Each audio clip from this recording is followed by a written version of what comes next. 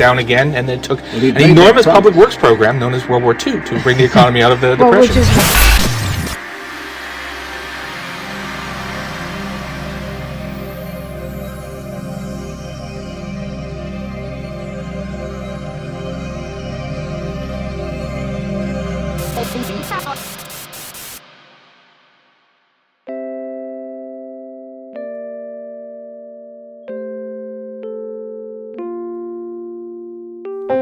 What is the broken window fallacy?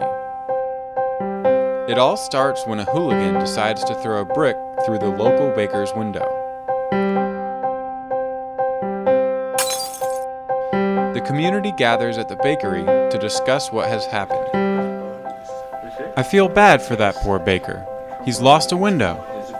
It's true, but if you stop and think about it, maybe it's not all that bad. After all, the baker does have to repair his window, which means the glazier will now have work to do. After getting paid, the glazier will probably spend his new income on some of your crops. Then you'll have income to spend on even more goods and services. You're right, the hooligan has actually stimulated the economy.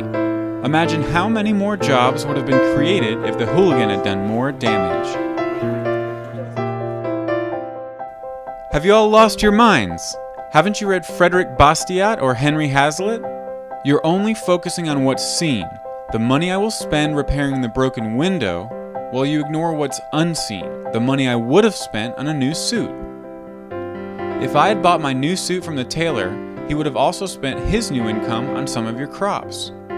So you still would have had more income to spend on other goods and services. The only difference is that I would have had both my window and a new suit, whereas now I only have a window. This hooligan has cost me, and thus our community, a new suit. The story of the hooligan shows us that physical damage destroys wealth. After all, if the hooligan's act actually did stimulate the economy, then society would have been better off if he had destroyed the sign, the building, and the rest of the town.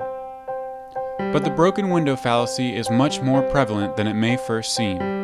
In fact, it remains at the core of mainstream policymaking. For example, when the government claims to create jobs by financing public works programs, such as construction, it does so at the expense of its citizens in the form of either higher taxes or inflation. The citizens would have spent their tax dollars on other goods and services, like refrigerators or surfboards or movie tickets, which would have increased job growth in those industries. Because these goods will never be produced, however, these potential jobs remain unseen, but they are no less real and no less important as the jobs that we do see. So if you ever hear of the stimulative effects of wartime spending, tariffs, or stimulus bills, know that this is merely our old friend, the broken window fallacy, dressed in new clothing and grown fat beyond recognition.